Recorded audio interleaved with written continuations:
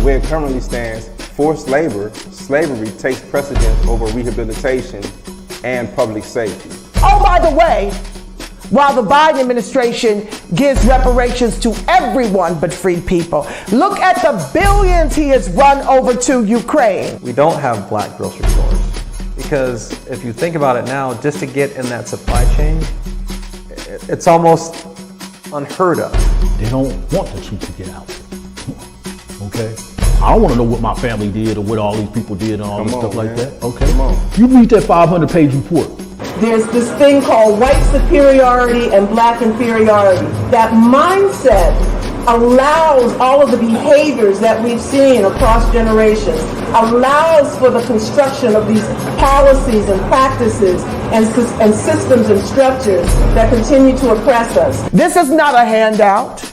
This is a debt that is owed. You know, Allensworth was like the internet of his time in 1904, 1905. The total black population in California is about 2.6 million, and then of that, the descendants compose about 2.2 million of that. So California, with a multi-billion-dollar surplus, can absolutely afford to satisfy the international terms for reparations, beginning with compensation. Any financial obstacle that exists that impedes the success of increasing financial prosperity needs to be dealt with and eliminated. No matter where we've been, no matter what part of this fight we've been in, we've been harmed, and we've had harm done to us specifically. When I got to Los Angeles, this was some of the worst segregation I'd ever seen. And remember, I'm telling you, I'm from Mississippi. Because as you can see, I'm giving you broken history right now, you know? But I had to give it to you guys today. I said, no, I got to show them this because it's so precious and nobody really knows about it. Black people don't have that kind of luxury. Our historically black communities have been redistricted multiple times. Now listen, if you can't handle the TR roof, don't tune in.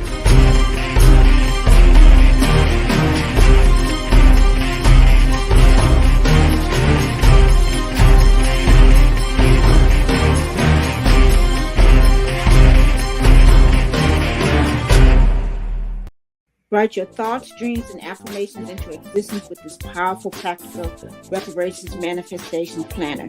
Put 2023 plans into action with purpose. The proofs are hot off the press and look fire, fam. Perfect planner to write reparations manifestations and any other New Year's resolutions, goals, and achievable aspirations. It's been stated, if you want to hide something from a black person, put it in a book or write it down. Let's break those stereotypical trash tropes. Conjure our justice claim collectively in 2023. Believe it and achieve it. Cut the check. Reparations Now Planner. Available now at Amazon.com. Write it into existence this year with fam and friends. What's up, family? Welcome. Thanks for joining. I'm going to have a very interesting conversation or reading. I'm going to have a conversation with myself, or maybe not. We'll see. Put your thoughts in the chat. Comments as we go through it. It's actually my first time reading this consolidated preliminary policy proposal report, and we'll see, what's going on. If y'all haven't checked out the task force meetings, I do highly recommend right here on the Minmass Media Group. Check them out. Shout out to Chairperson Moore, for heading up the California Reparations Task Force, and especially for leading this American Freedmen agency, which we will be reading over today and going more into depth. But before we do that, family, I wanted to just mention, if you haven't got your planners yet, go right now on Amazon. You get the black cover and the red, white, and blue cover. You can hit that QR code. Please support us. Help, in this manifestation of reparations. It's a great book. A lot of good information in there too, man. All right. Let's see what else is in the pipe. If you haven't had a chance, check out the Repair Act Executive Order 1865. Shout out to NAASD LA and also the National Reparations Organization, NAASD. We also did From Cotton to Cannabis. Check that out if you haven't checked it out. Also, we did the Corporate Plantation, Confessions of a Black Employee. There's a young lady, once again, who had some issues after she got job terminated. So, just gave our 2 cents on that. Oh man, coming up, we had a great interview with Professor Thomas Kramer. It was a great interview, so y'all do not want to miss this one. So hopefully we're going to be posting it within the next week and a half or 2 in the lead up to the California Reparations Task Force, which, by the way, is here in Sacramento, California.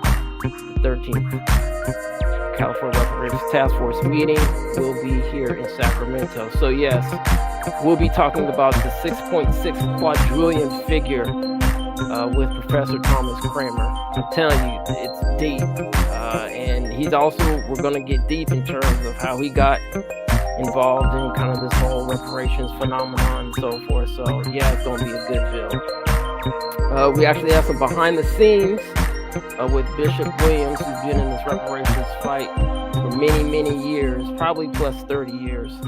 So we had a great conversation with him and his son. This was actually down in San Diego, who is continuing the legacy, Thomas Williams Sr. And once again, we had a great conversation with Dr. Truth Bay in the building. Had a great conversation with the sister. We actually had her on the platform as well. I think it was in Los Angeles we spoke with her. So we did a follow-up interview with her. I wanted to speak with her. Actually, she came up to Oakland, and I think she might be down in Sacramento too, or up in Sacramento. She's coming from LA. And had a great conversation with her, and also with Jay at 60s.net. Check out Jay at 60s.net. Black social media platform. So shout out to Jay. All right, family. So once again, we're going to be going through this consolidated preliminary policy proposals as we go forth. Once again, if you have any ideas, concepts, or thoughts, please put them in the chat. Once again, we'll probably be here for about an hour. Try to get everybody out regarding probably around like 9:30-ish, so we can get back to our night. Going to be doing this marathon read. It will probably be Monday through Friday that we're going to be doing this at 8:30 p.m. and just going to try to knock this out. Hopefully we can get the read done, especially before the Sacramento Reparations Task Force comes to town, so we're all well aware and equipped to see what's going to happen here in Sacramento, which is March the 3rd and March the 4th. So let me go ahead and share my screen here. Let me know if everybody can hear me. See if we're all good. I'm assuming everyone can. I'm just going to blow this up a little bit more. All right, let's see. Yeah, I think that should be good. All right, what's up, family? Shout out to Shauna. What's up? How you doing, sis?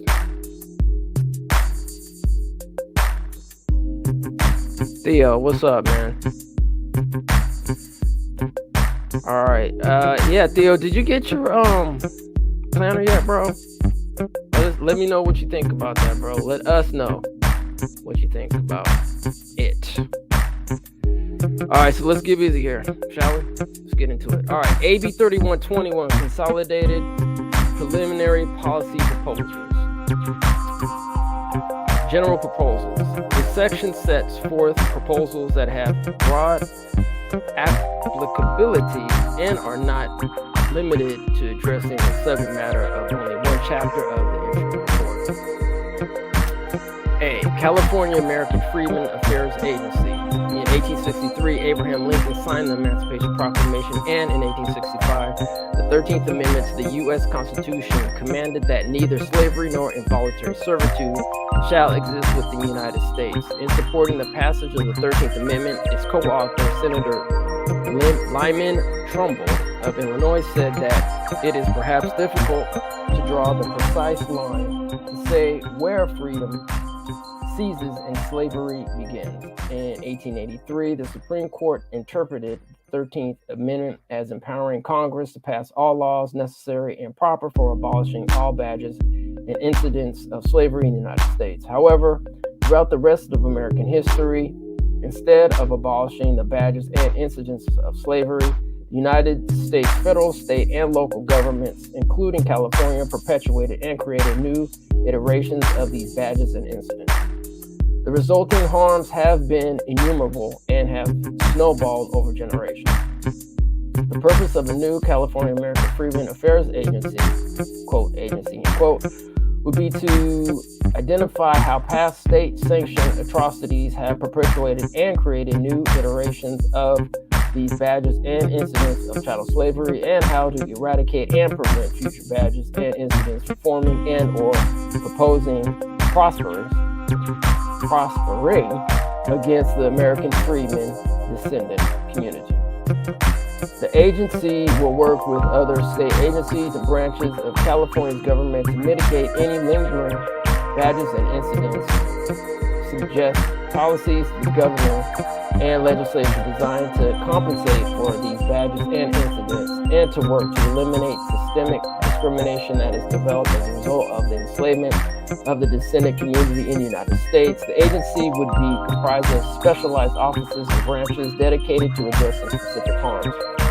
The agency would assist with the implementation and operation of policies and programs being considered for recommendation herein. These include a branch to process reparations claims filed with the state and assist claims in filing for eligibility, a genealogy branch to support potential claimants with genealogical research and to confirm eligibility, a reparations tribunal to adjudicate substantive claims for past atrocities or badges and incidents, an office of immediate relief to expedite claims, oh yeah, like that one, a civic engagement branch to support ongoing political education on African American history and to support civic engagement among descendant youth and adults, an education branch to offer free tuition to the state's community college, California State University schools, and University of California schools for California residents who are descendants, and to eliminate barriers to higher education. A social services and family affairs branch to identify and mitigate the ways that current and previous policies have damaged and destabilized descendant families. Services could include recruitment and training of descendants in industries that assist descendant seniors, such as healthcare systems, a network of housing advocates and housing attorneys to assist with housing and houselessness, financial and social support services for housing unhoused relatives, a hotline to report harms related to housing, financial support services to support descendant homeownership, treatment for trauma and family healing services to strengthen the family unity, and stress resiliency services, financial planning services, career planning, and civil and family court services. Okay, real quick interjection. Once again, I want to give a shout out to the California Reparations Task Force. And family, I want to give a shout out to all y'all who contributes to this platform, right?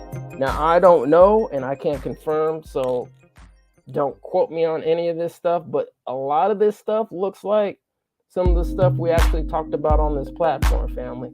I can't confirm that, don't quote me, so I just want to thank everyone for contributing to this platform. Because we do send in a lot of ideas and suggestions to the task force.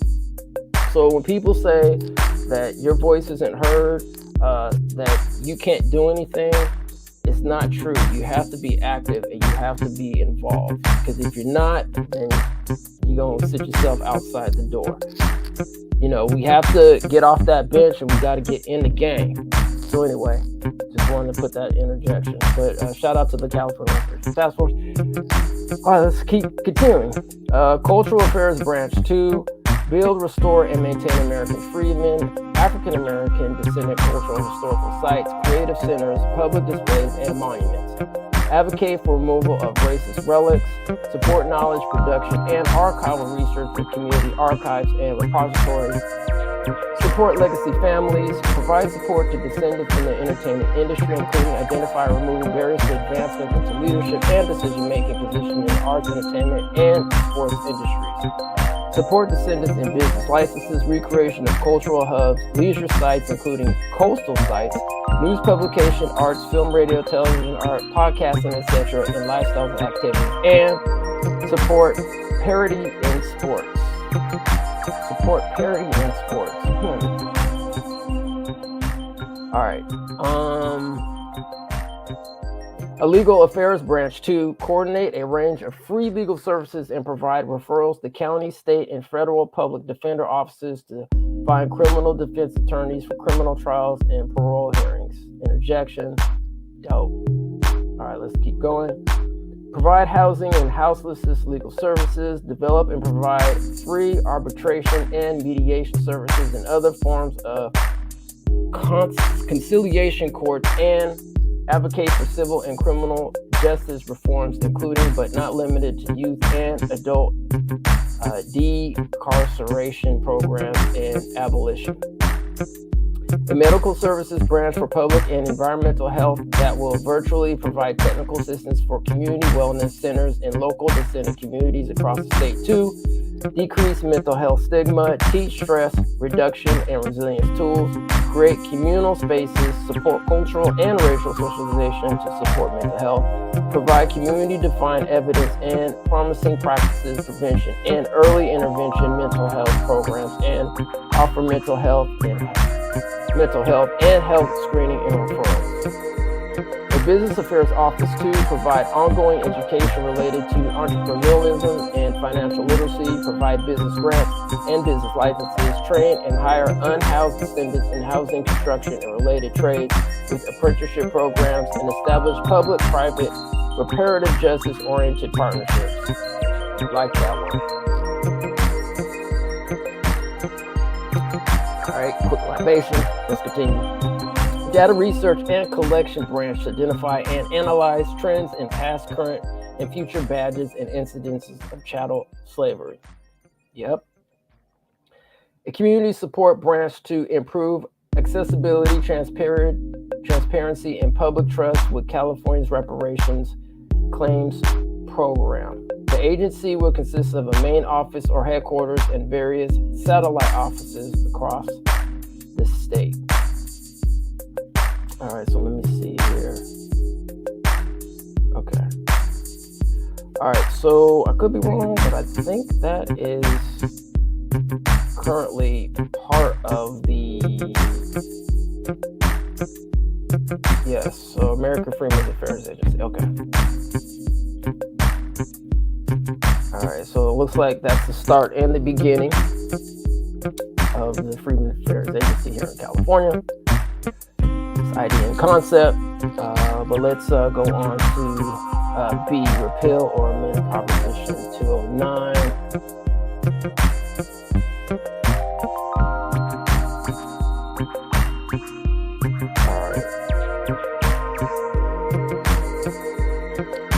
All right, so here, okay, thanks.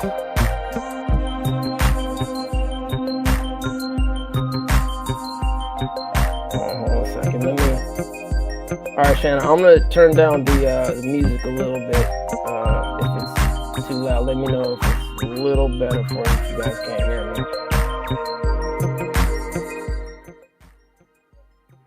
You know, I'm trying to get in my zone here. All right, so I lowered the volume. Is that better? Hopefully it is. All right. All right, cool. All right, here we go. Thank you. All right, here we go. Repeal or amend Proposition 209. The advisory committee recommends that the legislature take steps within its authority to seek the repeal or amendment of Proposition 209. This recommendation is being proposed generally in recognition of the systemic discrimination faced by descendants and the general barriers imposed by Proposition 209, which continue to have limiting effects on descendants.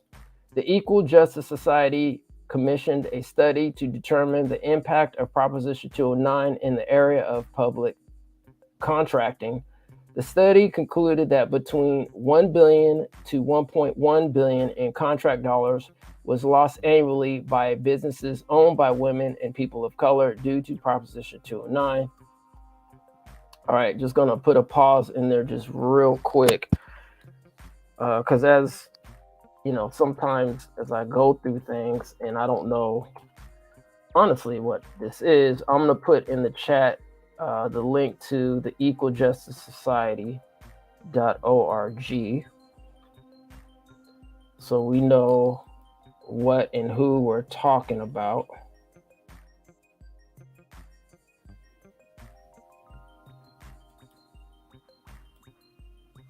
Cause I just don't like to be saying stuff just to be saying stuff. LD Ward, what's up, family? Thanks for coming through. Appreciate you. All right, so here we go. The Equal Justice Society commissioned a study to determine the impact of Proposition 209 in the area of public contracting. The study concluded that between $1 billion to $1.1 billion in contract dollars was lost annually by businesses owned by women and people of color due to Proposition 209. Let's see. With respect to education and the end of race-conscious admissions at the University of California, admissions declined for applicants from underrepresented groups, including African Americans, at every campus. That is true and factual. While there is no universal agreement regarding the impact of Proposition 209 in public employment, disparities persist in areas such as hiring and promotion of senior positions. Proposition 209 is widely viewed as an impediment to the adoption of remedial measures. In November 2020, Proposition 16 appeared on the general election ballot asking California voters to amend the California Constitution to repeal Proposition 209. Proposition 16 failed to achieve enough support to pass. Quick interjection. I believe it's SB 189 that will give this data disaggregation. So especially within the state government, we're definitely going to see how especially Proposition 209 has impacted the American freedmen population. So it's a good thing. It's a good thing. So we're going to see what happens with, Prop 189. All right. And that data disaggregation. All right. C, conduct racial impact analysis. Two proposals recommend that the legislature require racial impact analysis. These proposals build on recognition that racism is a public health emergency. There have been recent relevant developments at the state level by the legislature and the governor. Senate Concurrent Resolution number 17 was chaptered with the Secretary of State on April 30th, 2021, declaring March 21st, 2021 as the International Day for the Elimination of Racial Discrimination. In the resolution, the legislature declares racism to be a public health crisis and will actively participate in the dismantling of racism. Senate Bill SB 17 was introduced in 2020 by Senator Dr. Richard Pan and was amended through August 2022. SB 17 would have declared racism to be a public health crisis and was amended to recognize Senate Concurrent Resolution number 17 and would have created a Racial Equity Commission. SB 17 died on the inactive file on August 31st, 2022. On September 13th, 2022, Governor Newsom issued Executive Order N-1622, which established the state's first Racial Equity Commission, developed with Senator Pan and organizations that sponsored SB 17, and 2, directed state agencies and departments to take additional actions to address disparities for historically underserved, and marginalized communities by implementing equity analysis and considerations in their mission, policies, and practices. The Racial Equity Commission is required to develop resources, best practices, and tools for furthering racial equality, and develop a statewide racial equity framework. Provide technical assistance upon request by a state agency on implementing strategies for racial equity consistent with the framework. Engage and collaborate with policy experts and community members to conduct analysis and develop tools, and prepare an annual report with the first. Completed on or after December 1st, 2025, but no later than April 1st, 2026, and annually thereafter. Require legislative policy committees to conduct racial impact analysis of all proposed legislation, and require the administration to conclude a comprehensive racial impact analysis for all budget proposals and proposed regulations. The first proposal recommends the legislature take steps within its authority to require a racial impact assessment for all future legislation, including potential amendments to the California Constitution. The aim of this proposal is to ensure that future legislation does not perpetuate the state's history of discrimination against descendants, and to ensure that there is a long-term and ongoing commitment to remedying and avoiding the harms caused by the history and trauma of state-sponsored discrimination against descendants across all sectors. This proposal recommends the legislature create a process whereby proposed legislation must undergo a racial impact analysis while in committee. This proposal also includes a recommendation that this assessment be in writing and include findings of the impact proposed legislation might have on descendants and Black Californians. Similar assessments should also be made by any state agency involved in the rulemaking process. This proposal would address the history of Black codes and how existing criminal laws have a disproportionate impact on descendants and Black Californians. The implementation of zoning ordinances, licensing laws, fire and safety codes, and anti-nuisance provisions were tools of discrimination against Black business owners and their Black customers. Racial impact statements are a tool for lawmakers to evaluate potential disparate impacts of proposed legislation prior to adoption and implementation. Similar to fiscal or environmental impact statements, a racial impact statement would enable policy decision makers to anticipate and address racial or ethnic disparities arising from implicit bias and systemic racism and discrimination. It would also assist in the consideration of alternative policies to establish the goals of proposed legislation without causing or contributing to avoidable racial and ethnic disparities. Incorporate disparate impact analysis in legislation and government contracting. Definitely government contracting. All right, here we go. The second proposal recommends the legislature include a disparate impact analysis for designated legislation and government contracts.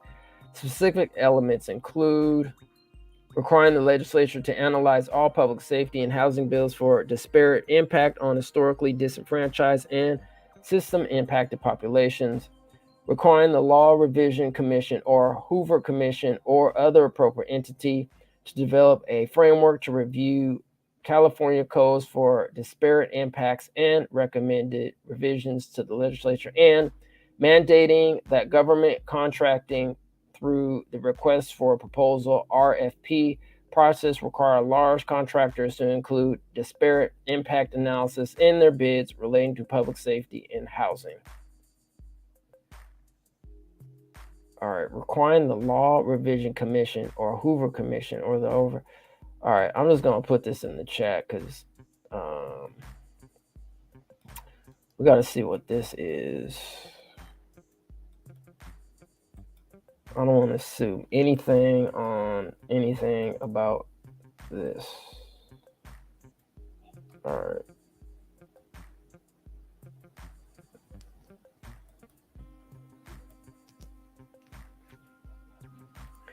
All right.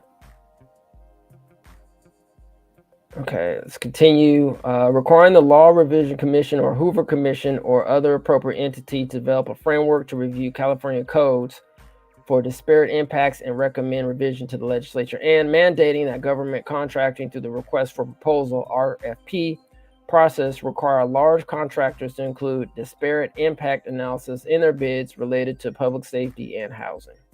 Legislative findings. For all proposals, the legislature should 1. Declare the state's compelling and statewide interest in remedying the long-standing and ongoing harm caused by chattel slavery and the badges and incidents of slavery that persist. As documented by the task force report and any other supplemental findings the legislature finds necessary. 2. Where applicable, identify the specific harms caused by chattel slavery and its legacy that the statute seeks to remedy and explain how the government was involved in such discrimination. And 3. For those provisions that may be subject to strict scrutiny, demonstrate that the policies involved have been narrowly tailored to remedy that harm. Enslavement. This section details policy proposals to address harms set forth in Chapter 2, Enslavement of the interim report. Issue a formal apology from the legislature for allowing enslavement, adopting a fugitive slave law, and subsequent enforcement. Apology must include censure of first elected California Governor Peter Hardman Burnett. Yep. Issue a formal apology for opposing Congress's Reconstruction civil rights laws and for delaying ratification of the 14th and 15th Amendments. Check. Enact legal resolution affirming the state's protection of descendants and guaranteeing protection of the civil, political, and socio-cultural rights of descendants. Check. Enact legislation allowing incarcerated people to vote. Check. Amend the California Constitution to prohibit involuntary servitude. Check. Pay fair market value for labor provided by incarcerated, whether in jail or prison persons. Check. Emphasize rehabilitation in the California Department of Corrections and Rehabilitation, CDCR. Abolish the death penalty. Accelerate scheduled closures of identified California state prisons. Commit to closing 10 California state prisons over the next 5 years. Savings should be redirected to the American Freedmen Affairs Agency and to reuse of facilities. Check. Prohibit private prisons from benefiting from contracts with CDCR to provide reentry services incarcerated or paroled individuals. Check. All right. Formal apology from the legislature for the following: allowing enslavement, adoption of fugitive slave law, and subsequent enforcement. Apology must include censure of first elected California Governor Peter Hardman Burnett. The state of California has yet to formally apologize for the role it played in perpetuating slavery. It is recommended the legislature apologize on its own behalf and on behalf of the state of California for allowing enslavement, adopting the fugitive slave law, and subsequent enforcement of these policies. By participating in these atrocities, California further perpetuated the harms African Americans faced before and after the Civil War. Formal apology for opposing Congress's Reconstruction civil rights laws and for delaying ratification of the 14th and 15th Amendments. This proposal overlaps with a proposal in the political disenfranchisement chapter. The state of California has yet to formally apologize for the role it played in opposing Congress's Reconstruction civil rights laws or for delaying ratification of the 14th and 15th Amendments after the Civil War ended. It is recommended the legislature apologize on its own behalf and on behalf of the state of California for opposing Congress's Reconstruction civil rights laws and for delaying ratification of the 14th and 15th Amendments. Legal resolution affirming the state's protection of descendants of enslaved people and guaranteeing protection of civil, political, and socio-cultural rights of descendants of enslaved people. This proposal recommends that the legislature issue a legal resolution that affirms the state's protection of descendants. The resolution should also guarantee the protection of the civil, political, and socio-cultural rights of descendants. These would also serve as reparations in the forms of satisfaction and a guarantee of non-repetition. I'm going to repeat that one more time. This proposal recommends that the legislature issue a legal resolution that affirms the state's protection of descendants. The resolution should also guarantee the protection of the civil, political, and socio-cultural rights of descendants. These would also serve as reparations in the forms of satisfaction and a guarantee of non-repetition. All right. Legislation allowing incarcerated people to vote. This proposal overlaps with the proposal in the political disenfranchisement chapter. This proposal would recommend legislation restoring the voting rights of incarcerated people who are not currently eligible to vote. The California Department of Justice recently issued 2 information bulletins that related to the voting rights of persons with a criminal history. An information bulletin was sent to all local law enforcement agencies in California and details the categories of incarcerated individuals who are eligible to vote and those who are not eligible to vote. Incarcerated individuals in California who are not eligible to vote are those serving time in state prison, federal prison, or are in county jail under prison terms/conditions. Proposition 17 was approved in November 2020 and amended the California Constitution to permit people on parole for felony convictions the right to vote in California.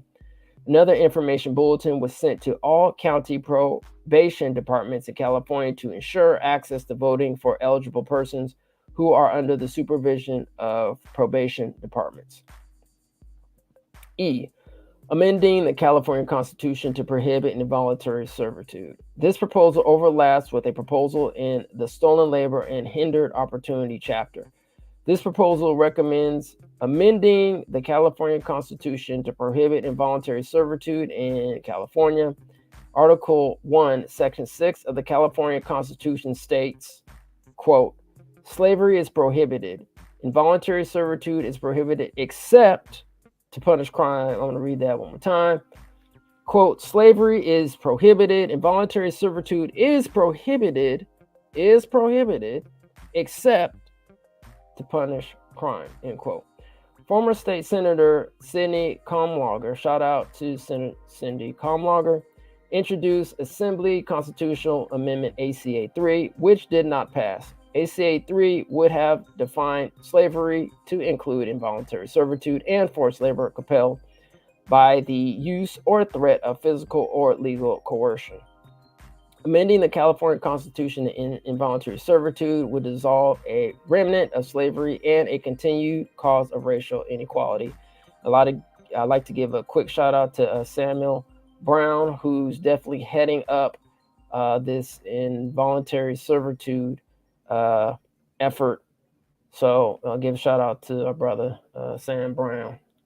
All right, here we go. F.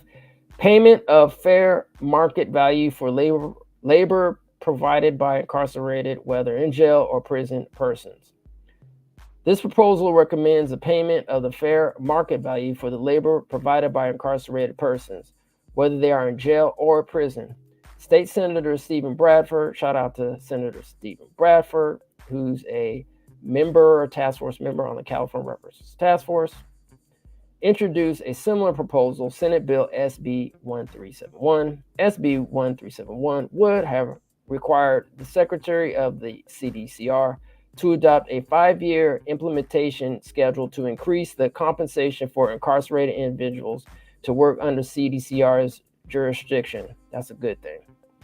According to a recent report, 1.2 million people are incarcerated and nearly 800,000 people are forced to work against their will while being paid pennies on the dollar. Incarcerated workers generate $2 billion in goods and $9 billion worth of prison maintenance services. Let's see. Yet are only paid on average between 13 and 52 cents per hour. Most prison jobs do not prepare incarcerated persons to get jobs on the outside. Emphasizing rehabilitation in the California Department of Corrections and Rehabilitation, CDCR. This proposal recommends that CDCR make education, substance use, and mental health treatment and other rehabilitative programs, such as relevant job training, the priority for incarcerated people. This proposal would recommend that CDCR emphasize rehabilitation with the goal of reducing recidivism. This proposal would also include funding to CDCR to provide these rehabilitative services. Approximately 2/3 of people recidivate, meaning they will return to prison within 3 years. either through new offenses or parole violations. According to a recent report, most of these jobs incarcerated people are required to work are jobs that have no real-life application outside of prison. Furthermore, a legislative analysis office report shows that less than 3.5% of what is spent on incarcerating an inmate goes towards rehabilitative services. Rehabilitation programs have proven to be effective in reducing recidivism. One federal prison study found that, on average, inmates who participated in correctional education programs had 43% lower odds of recidivating than inmates who did not. H. Abolition of the death penalty.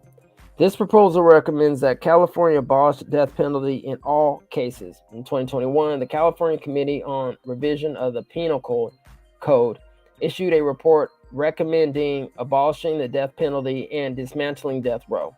According to the committee, the death penalty in California has become too costly and has been imposed arbitrarily in a discriminatory fashion.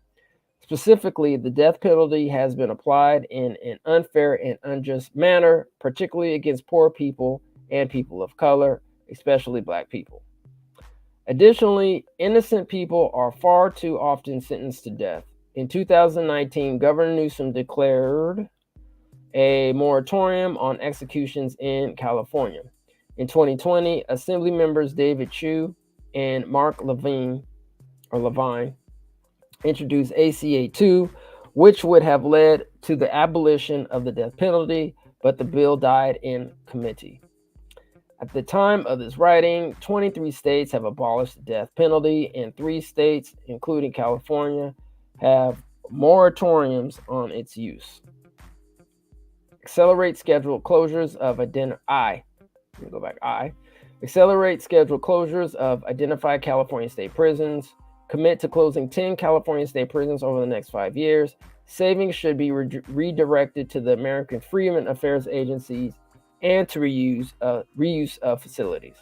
This proposal recommends that California accelerate the scheduled closure of already identified state prisons.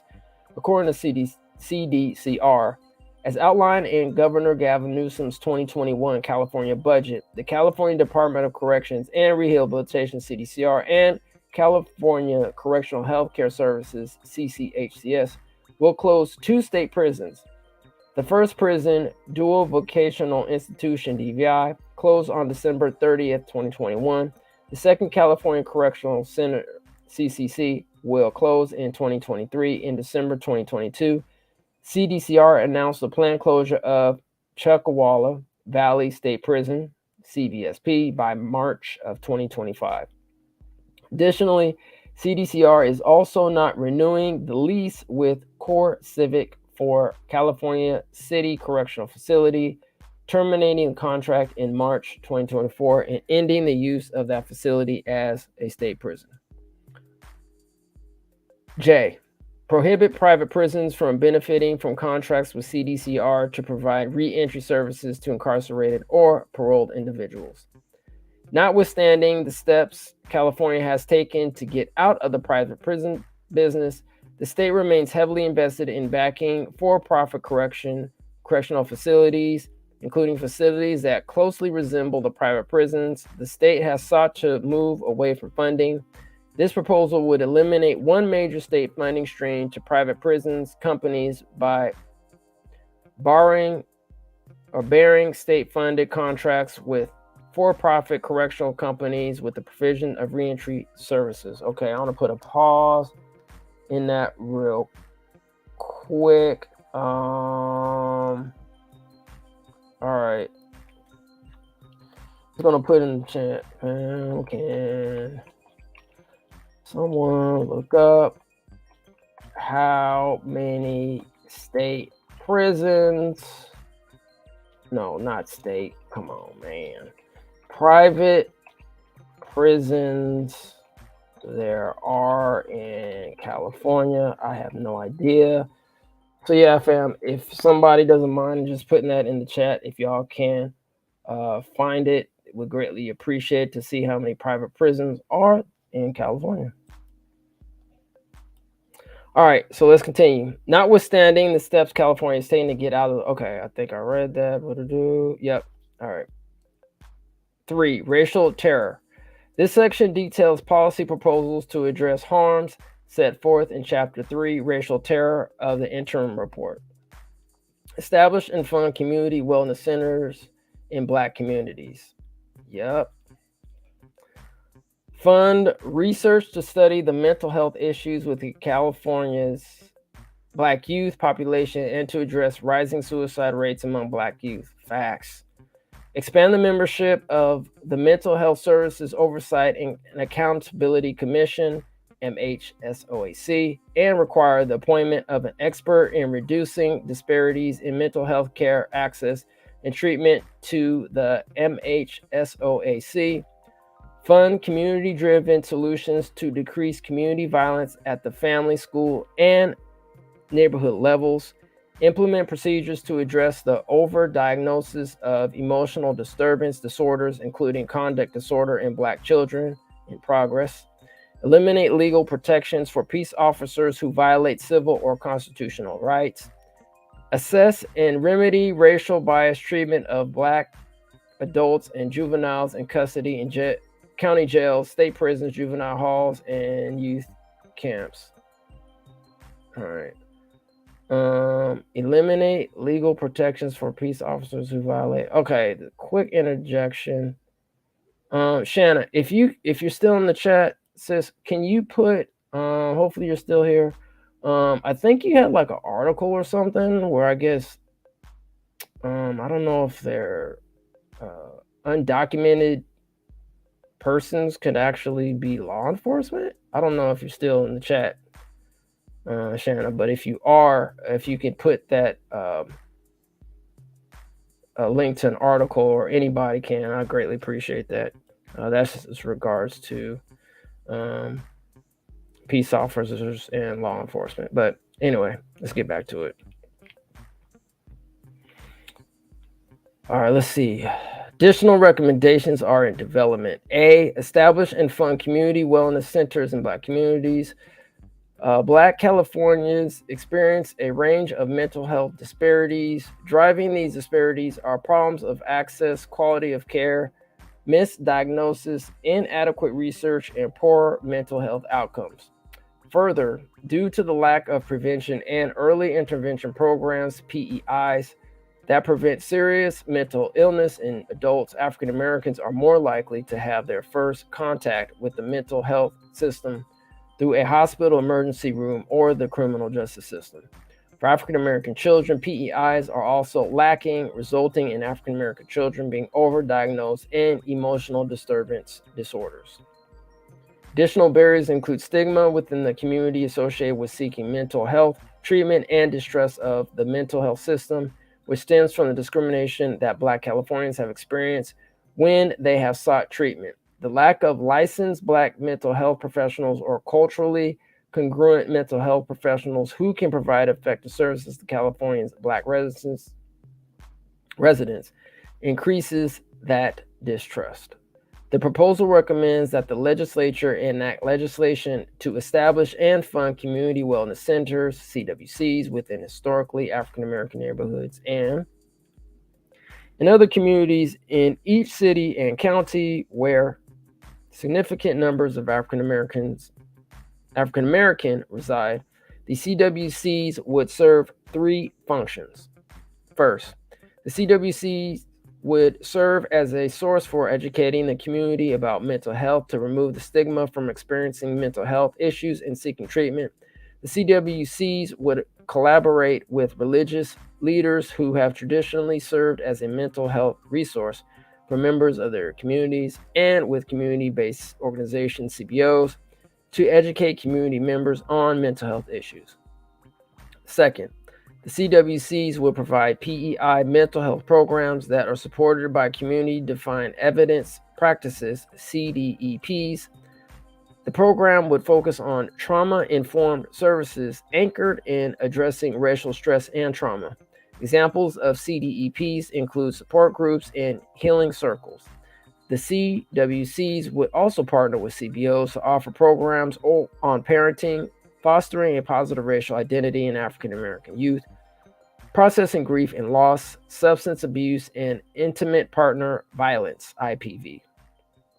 In addition to communal practices like racial healing circles, the CWCs will also provide programming that focuses on instilling a positive racial identity in Black children, beginning as early as age 3.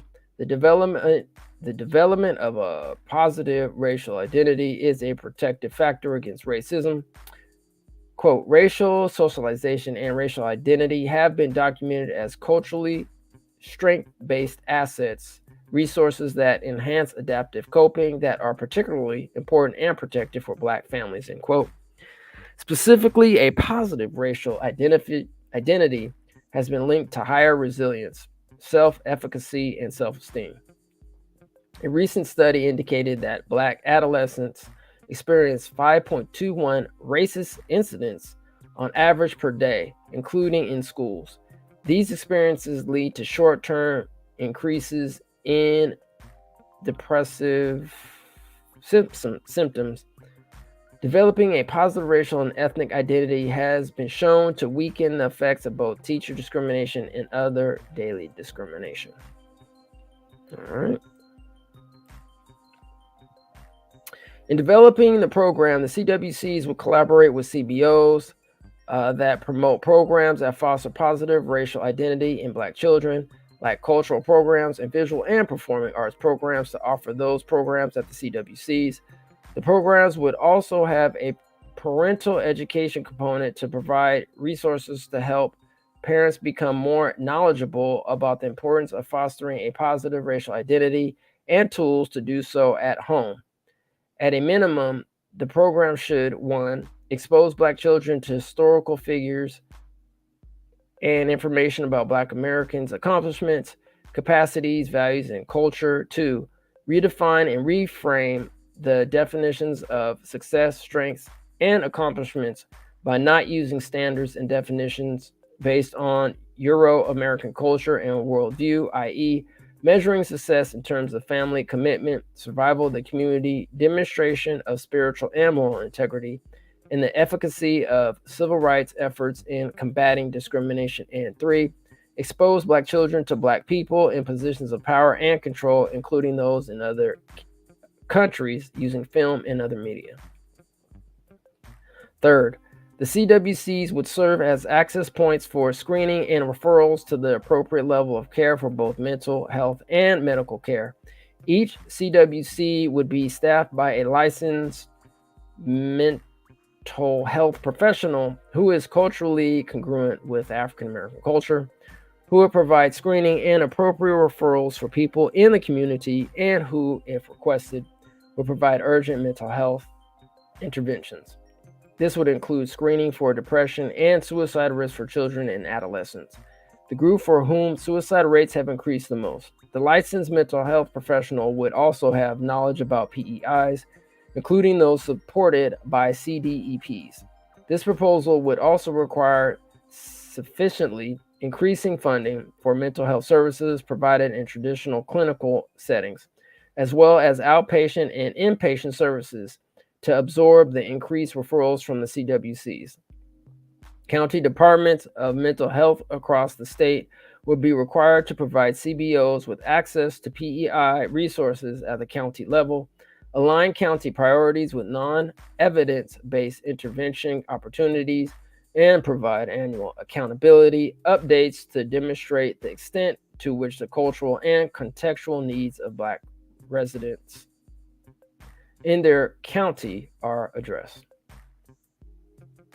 The staff of the CWCs will also include a culturally congruent general medical provider and a culturally congruent healthcare advocate. A 2022 survey of Black Californians about their experiences with accessing medical care revealed that about 1/3 of the respondents experienced racial discrimination from a healthcare provider. About 1/4 of respondents reported avoiding care because of concerns about being treated unfairly or disrespectfully when accessing medical care.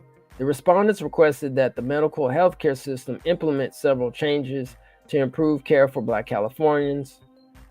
Those improvements included increasing Black representation among healthcare leadership and the healthcare workforce, establishing more Black-led community-based clinics, and expanding community-based education on how to navigate the healthcare system and advocate for quality care for Black Californians.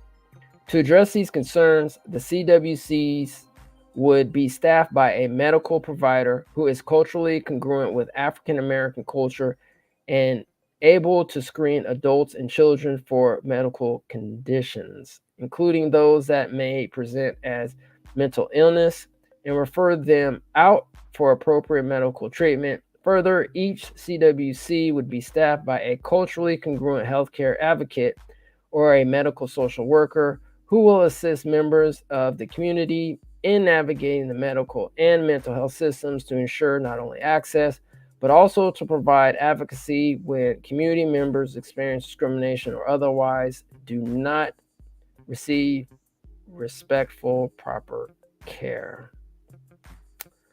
All right. Okay, quick interjection. I think this section probably should be, and obviously this is going to be the task force and their decision to make, but this is just my 2 cents. Kind of would like to see some type of guarantee that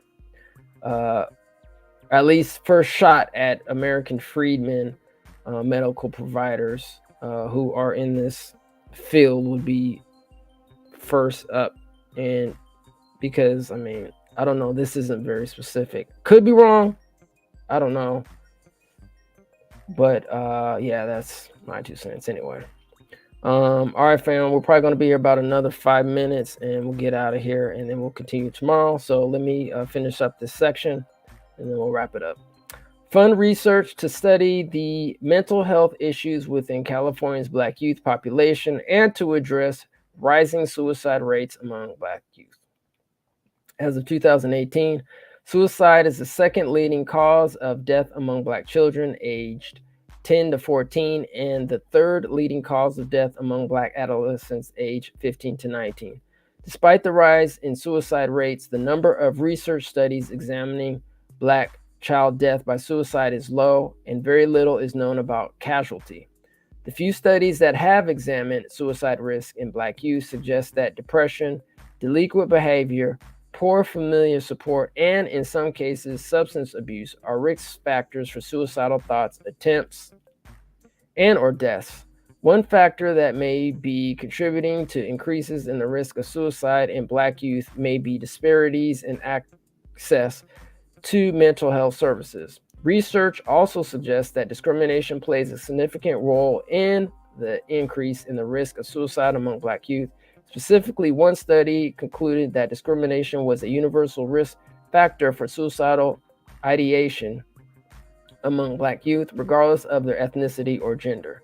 Exposure to online racial traumatic events such as police killings and videos of people being beaten also was associated with an increase in depression and post-traumatic stress symptoms, which have been associated with suicide risk. I'm going to repeat that one more time.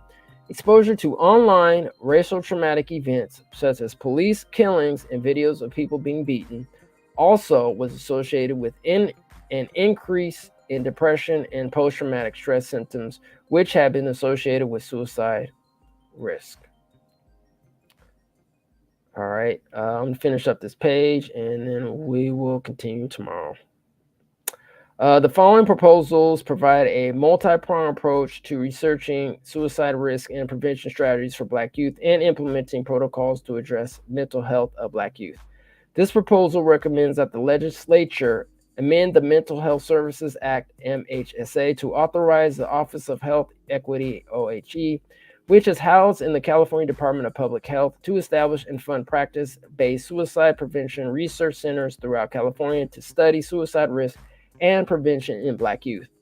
The National Institute of Mental Health, NIMH, established a grant program to fund research focused on the risk and prevention of suicide in Black youth. OHE is authorized by Health and Safety Code Section 131019.5 to lead the effort to reduce health and mental health disparities to vulnerable communities, including Black Californians. Like the NIMH, the OHE has authority to direct and fund research on suicide and risk prevention in California, including specific research on suicide risk and prevention in Black youth. The legislature can amend the MHSA to require that OHE establish and fund suicide risk and prevention research centers throughout California. This proposal recommends that the legislature amend Title V, Division 1, Chapter 2, Subchapter 3 of the California Code of Regulations, Health and Safety of Pupils, to require mandatory annual screening for depression symptoms in all school children beginning in kindergarten. The American Academy of Pediatrics recommends the use of a self-report tool, which includes items that screen for suicidal ideation and risk. A self-report tool designed to measure core depressive symptoms in children and adolescents can be used for initial screenings without requiring extensive testing for each child. All right, we will stop there and we will continue on page 17 for tomorrow. All right, so I'm going to, let's see. Stop sharing my screen here. And go back. All right, cool. All right, family. So thanks for coming out. We got through about an hour, got through about 16 pages. Appreciate your time. Appreciate your energy. And we will see you tomorrow starting at 8:30. That's Tuesday, the 14th. February 14th. And by the way, happy Black History Month. Happy Black American Freedmen Month. I hope everyone is also right here. If you haven't had a chance, check out some of the Black History icons that we've been trying to put up every day. Yeah, Kim and I are quite busy, but we're trying our best, man, to reach out back to the ancestors. To give the family some information. And if you have any information or some history that you would like to see, definitely let us know. I think a brother, I can't remember, it's like Magic something, Michael something. I could be wrong. Sorry, brother. I know you mentioned the real McCoy. So we're definitely going to be talking about the real McCoy for Black History Month as well, if you're not familiar with who Elijah McCoy is. Anyway, family, really appreciate you. If you want to hit us up, all right, Jay, power to you too, brother. Hit us up at etmmediagroup@gmail.com. That's etmmediagroup, etmmediagroup@gmail.com. If you have any suggestions or anything like that, just let us know. And all that now. Oh yeah, thanks, Shannon. Let's see. I'm gonna read this. Okay, it looks like a real quote here. From Shannon says, California uses only 5 private facilities. Well, let me put it up here, shoot, so y'all can see. California uses only 5 private facilities to house inmates. Together, the prisons incarcerate only about 3.5% of the state's total prison population. Half of them in state and half in Arizona. Interesting. Okay, I thought it was more than that, but I mean, it's 5 too many. All right, family. Thanks again for showing. I really appreciate your time. And on that note, we will see you tomorrow at 8:30. Be there or be square. And until next time, family, peace and reparations. Write your thoughts, dreams, and affirmations into existence with this powerful, practical reparations manifestation planner. Put 2023 plans into action with purpose. The proofs are hot off the press and look fire, fam. Perfect planner to write reparations manifestations and any other New Year's resolutions, goals, and achievable aspirations. It's been stated, If you want to hide something from a black person, put it in a book or write it down. Let's break those stereotypical trash tropes. Conjure our justice claim collectively in 2023. Believe it and achieve it. Cut the check. Reparations Now Planner. Available now at Amazon.com. Write it into existence this year with fam and friends. The way it currently stands, forced labor, slavery takes precedence over rehabilitation and public safety. Oh, by the way, while the Biden administration gives reparations to everyone but free people, look at the billions he has run over to Ukraine. We don't have black grocery stores because if you think about it now, just to get in that supply chain, it's almost unheard of. They don't want the truth to get out. Okay? I don't want to know what my family did or what all these people did and all this stuff like that. Okay? You read that 500-page report. There's this thing called white superiority and black inferiority. That mindset allows all of the behaviors that we've seen across generations, allows for the construction of these policies and practices and systems and structures that continue to oppress us. This is not a handout. This is a debt that is owed. You know, Allensworth was like the internet of his time in 1904, 1905. The total black population in California is about 2.6 million, and then of that, the descendants compose about 2.2 million of that. So California, with a multi-billion-dollar surplus, can absolutely afford to satisfy the international terms for reparations, beginning with compensation. Any financial obstacle that exists that impedes the success of increasing financial prosperity needs to be dealt with and eliminated. No matter where we've been, no matter what part of this fight we've been in, we've been harmed, and we've had harm done to us specifically. When I got to Los Angeles, this was some of the worst segregation I'd ever seen. And remember, I'm telling you, I'm from Mississippi. Because as you can see, I'm giving you broken history right now, you know? But I had to give it to you guys today. I said, no, I got to show them this because it's so precious and nobody really knows about it. Black people don't have that kind of luxury. Our historically black communities have been redistricted multiple times. Now listen, if you can't handle the TR roof, don't tune in.